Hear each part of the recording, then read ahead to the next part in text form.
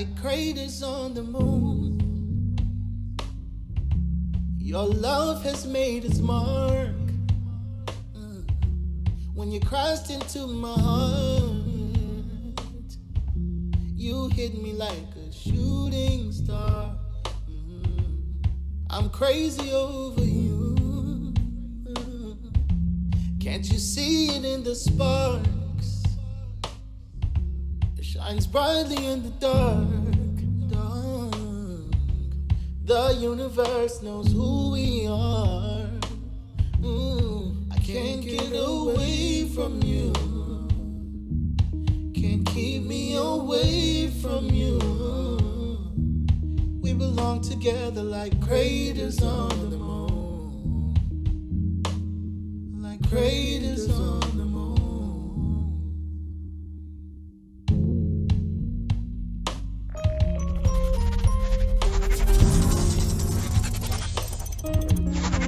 You must be from Mars, somewhere beyond the sky. When I'm with you, I can fly high. Just one look into your eyes, I can see the stars blazing like a fire. You're beautiful, inspires me to be right where you are. I can't get away from you. Can't keep me away from you. We belong together like craters on the moon. Craters on the moon. I can't get away from you. Peace, peace, peace. Can't keep me away from you. Grand Rising and all of that.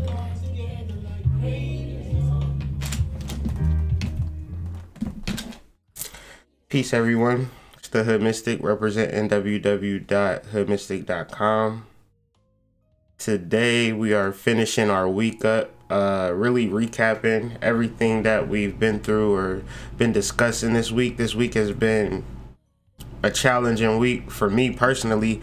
I don't know about for you, but really understanding some key concepts in consciousness and utilizing them and applying them as opposed to just simply knowing them is very key and very powerful, especially going into this week as we're like dealing with the waning moon and dealing with the vibrations of letting go and changing, and how ready we are for that change, or how, you know, held back we are from that change. So peace to everyone on the live. Thank you for joining me this morning. I just want to I had an opening scene that I want to kind of revisit one time, because I feel like it's very powerful and it speaks to a lot of what we've been building on this week. And this actually comes from Alice Bailey's book, Glamour. But what is interesting is that I posted this clip on Facebook a year ago, and I was just looking at my memories.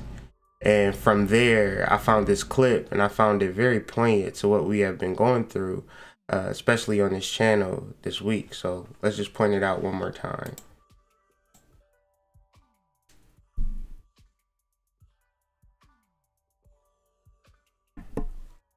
And this really speaks to glamour, and I don't know if y'all want me to read it or if y'all can read it yourselves, or if y'all want to screenshot this and kind of look over this.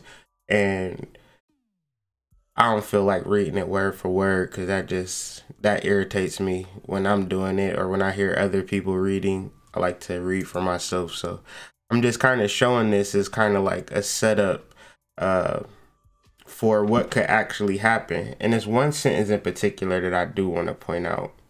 However, becoming free of a glamour is difficult because it involves the loss of some false pride.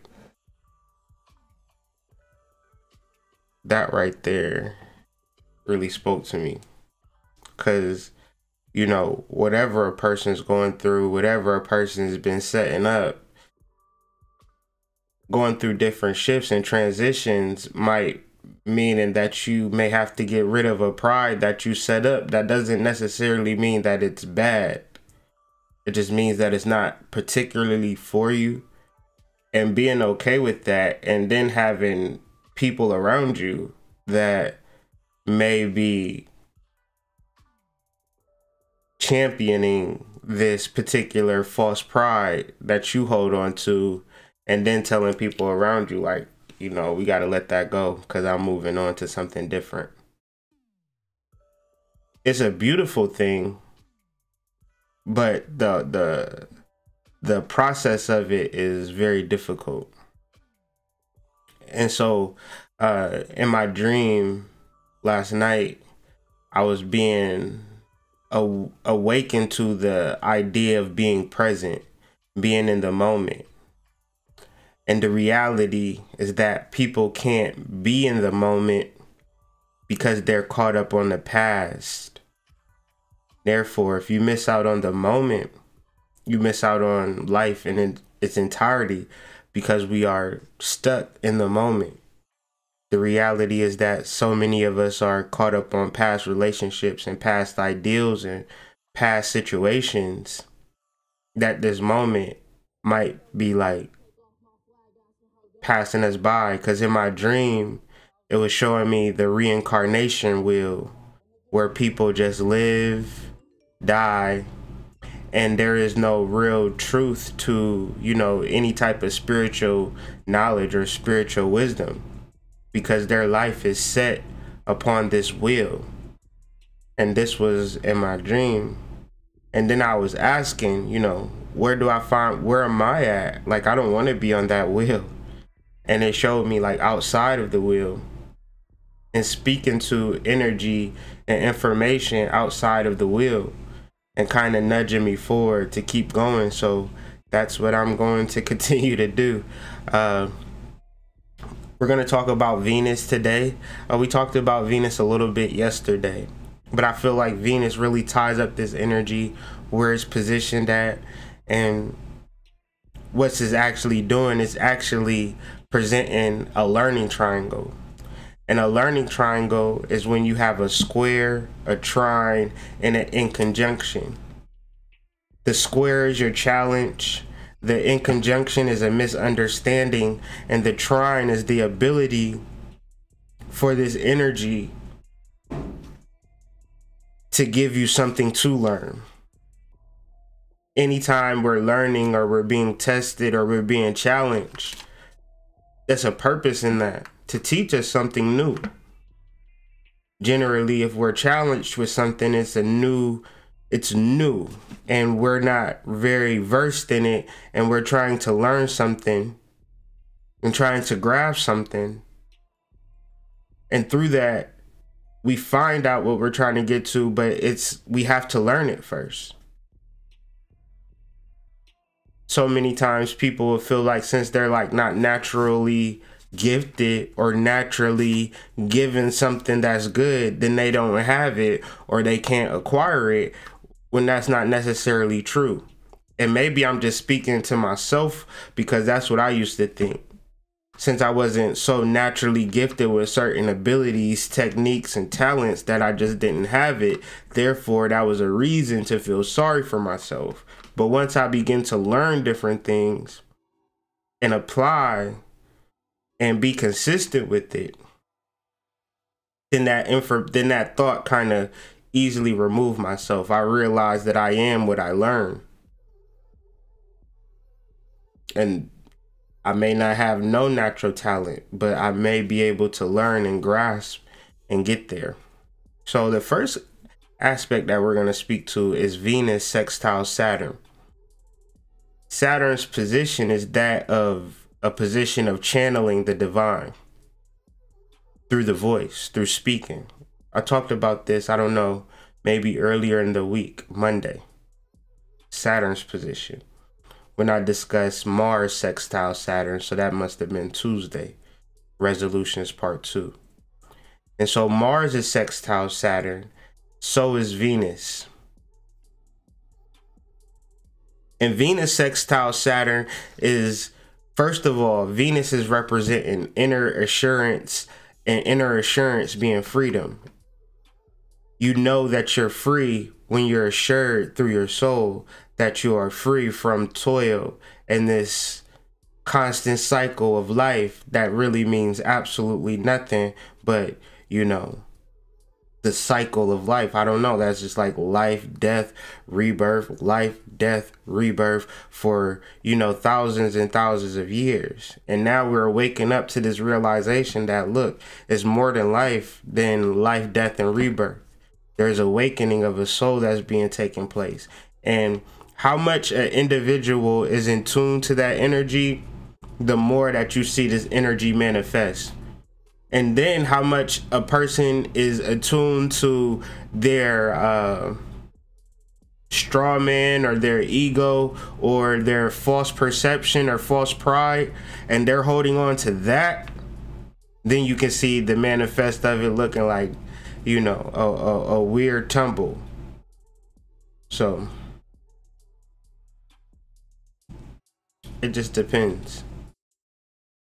And so we've been discussing this grand trine, this alchemist grand trine, and really the base of this alchemist grand trine is Chiron in the North Node.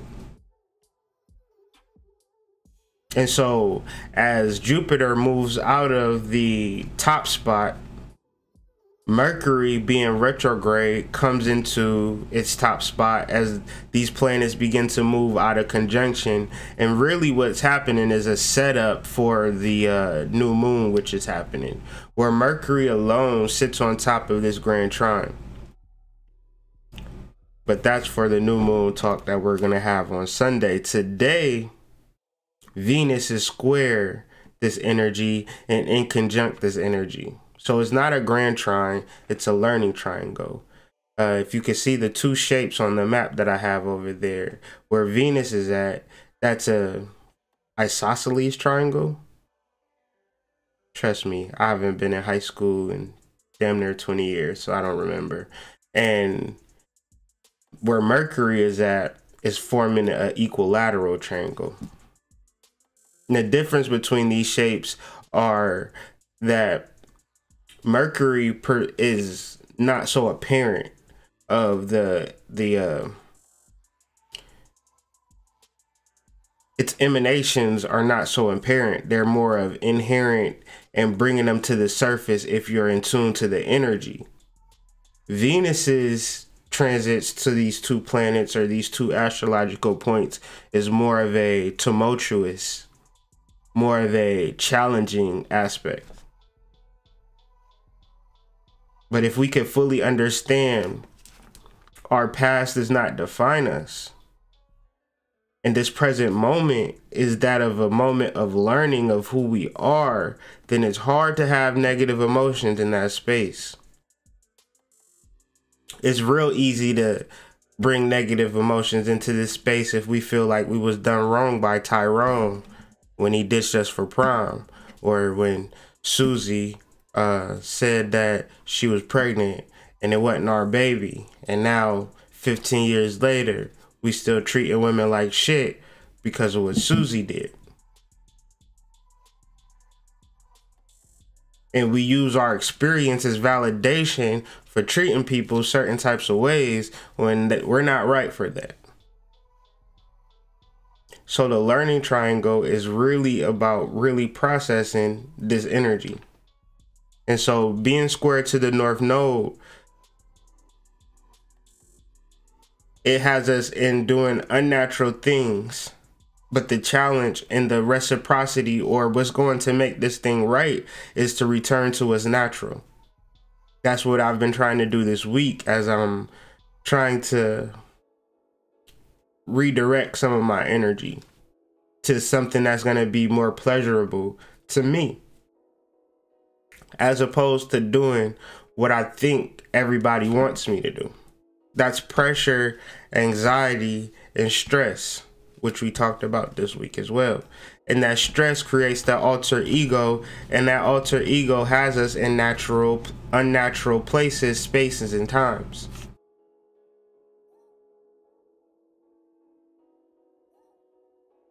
to get to a place of nature or natural or what's right to our spirit and being, you have to sit with yourself.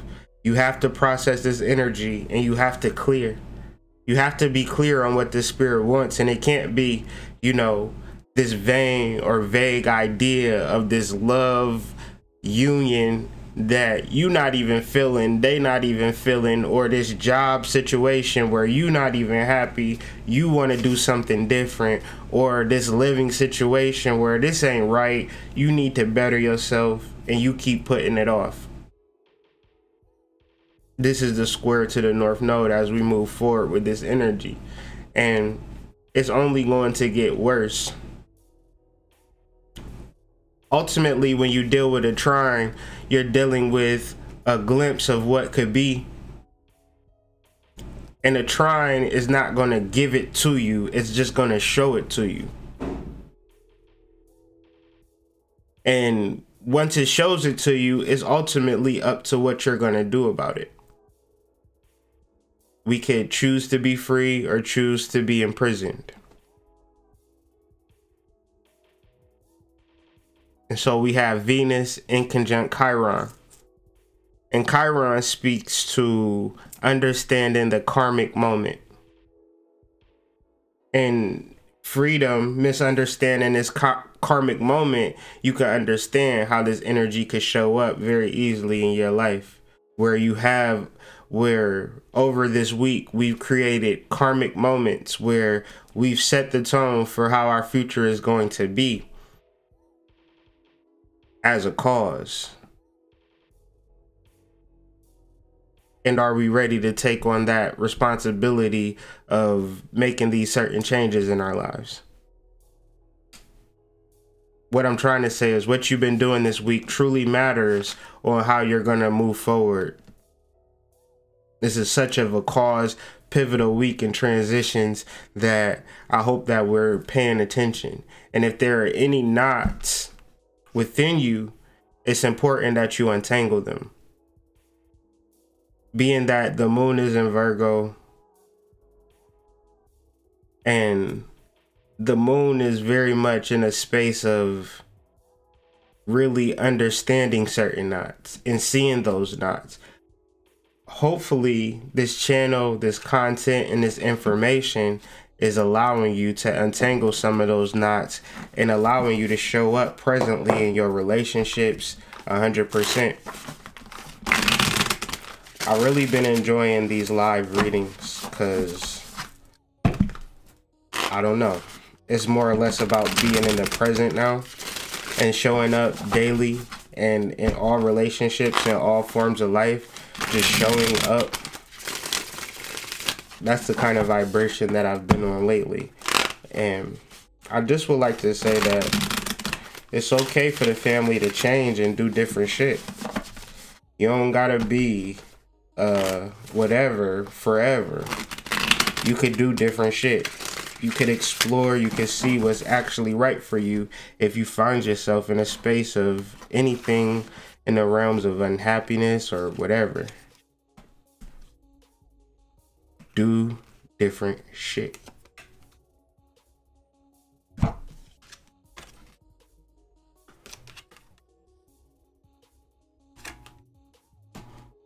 So we pulling. The first card I got was the Chariot, which is in the position of the North Node, which is Cancer.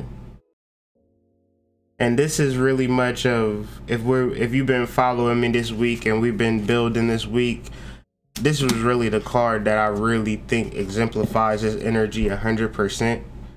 Really trusting your soul, really trusting your spirit, and moving forward in that. Because even though it's a passive action, it's an active movement or moment in time where we're moving forward by divining within ourselves. And I gotta be kind of over the top with it, or kind of just say this shit more than once, because as soon as I say it, it'll be forgotten. The Queen of Cups is the next card that we're going to discuss. Next card that I put, and it's very much of an ancestral, an ancestral touching of the waters of, you know, that feminine energy, and that energy touching you and that energy guiding you, and really showing up emotionally sound and emotionally prepared for where you're going, as opposed to letting the negative self-talk guide you, but not letting these healing waters or this really testing time and these challenges and transformations really change your directions in a real way. And when it changes your direction, having that cooling, loving, touching, motherly feeling possess you, and really know that everything is going to be all right. And that change is good, and doing different things is perfectly fine. The next card we got is the Star. And the Star speaks specifically to knowing exactly where you want to go and how you're going to get there. A star is something that I see out in the horizon. And the fact that I see it means that that's the fact that I need to get to where I need to get to. And I'm probably not there yet, but I see it. And if you see this star with me, then you'll get there with me. But the reality is, you ever been outside and looking up at the stars, and you've been with somebody and they're not even aware of your perception, and they're like, you know, not even aware of the stars or the sky. It's amazing how many people don't look up.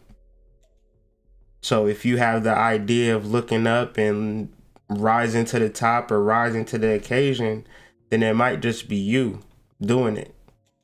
And that's okay, because you're not the only person looking up to the stars. Once you ascend a little higher and see, you'll see your tribe. But it requires some perception, it requires some effort. The next card we have is the Ten of Discs. The Ten of Discs represents inner wealth, manifesting as outer wealth. The title of that card is Wealth, and how to generate or bring about wealth in your life. You have to first find that wealth within yourself. Generally, people would tell you, oh, you're broke. Don't nobody want to hear you talk about wealth when you're broke. But that's where it starts, with yourself, with your conversation. And of course, people may not believe in it or see it in you, but let that be the reason that you don't cultivate inner wealth. Let that be the reason that you don't cultivate inner wealth, because you believe in what other people believe in about you. That's kind of a hard sell. So make sure that you are the first person to cultivate this energy, first and foremost, within yourself. The next card we have is Death. And Death, these cards really work together. Well, all three of these last cards work together. We have the Ten of Cups, which is ruled by Pluto. Death, which is ruled by Pluto. And then Happiness, which is kind of like a curveball, because you don't know what it's like to get rid of some shit that you really don't need in your life. You could never be so happy as to get rid of that dead energy that ain't supposed to be in your life. That's a whole nother level of happiness. Nine of Cups. When you face your fears and you expand from your fears, that's the only way that people can be happy, it seems as though. To be called the bad guy or to be looked at the bad guy when you enjoying yourself, you would be amazed at how unhappy people can get when you find true happiness. But then again, it's always a test to see if you're truly happy, or if somebody can pull you and bring you out of that space. and we all have certain triggers and things of that nature. So nobody's really above that particular energy, if they were to be honest. I really want to talk about this. I don't know if this ties into what we've been talking about, or maybe it does, maybe it doesn't. But in order for me to find myself, in order for me to get to where I got to a place where I was completely comfortable in my skin and my body, I had to cut etheric cords that I had with people who did not support me. And this meditation and this understanding is very simple, very easy to do. But the benefits and the results of it are tremendous and monumental. Like, you might have some shit with your mother that is just not right. And you living, well, yeah, it does tie into it. Because in this present moment, you might be ready to vibrate and ready to ascend. But you might have a emotional tie connected to your parents that really don't need to be there. And your energy might be so powerful that you might hate your mom, or you might hate your father, and you might be sending them that energy and then look at your dad and mom be crackheads or some shit like that, or have health issues, and you be like sitting there thinking like, man, I hate them, or I can't stand them for what they did to me as a child. They left me, they abandoned me, etc., etc., etc. And all of that might be rightfully so and rightfully true, but they're not doing it right now. So to get into the moment, to get into this point in time where you're healed, or you can tap into your soul and divine, you have to cut those cords. These cords were very valuable when we were children. These cords protected us when we were out with our wild ass, knucklehead ass friends as teenagers. But if we fully grown adults, then we have to cut those cords. And I mean, some of y'all is in y'all 50s, 60s, still with that unhealthy relationship cord. And it don't have to be necessarily parents, but where this energy shows up very strongly at is the relationship between mother and child. Because that umbilical cord is a real thing. And just because you cut it physically does not mean that you cut it etherically. If you don't consciously, yeah, Nico felt me on that. Nico got mommy issues, my cat, she be always talking to me about. But anyways, just because you cut that cord physically does not mean you cut that cord emotionally. And if you don't consciously cut the cord emotionally, then it ain't cut. Then that means you and your mom is transferring grown ass energy back and forth, and that shit is ridiculous. You need to give her her energy, and you need to take back your energy and stop like connecting on this level. And so all of the woke shit you do, all of the spiritual shit you do, all of the yoni steams that you take, everything that you do on a conscious level, if you do not cut these etheric cords, then you are still sending back and forth energy unbeknownst to you, and you still trying to figure out, well, why ain't I all the way there yet? Why am I triggered? If your mama triggered, nigga, you gonna be triggered. That's just how it goes. So, you know, you love your mother, but this don't got shit to do with love. This got everything to do with particular energy frequencies and knowing what you want versus what everybody else the fuck want for you. Or knowing what your soul want, and then you divining and divinating, but then your mama say, you know, that really ain't right. And you know your mama don't really feel what you doing is particularly right. but shit, going to church ain't right for you. So it's this constant tug of war, and these are just examples. This could be really extreme of a relationship between mother and child, or it could be a very nice, loving relationship, normal, right? Normal relationship between mother and child.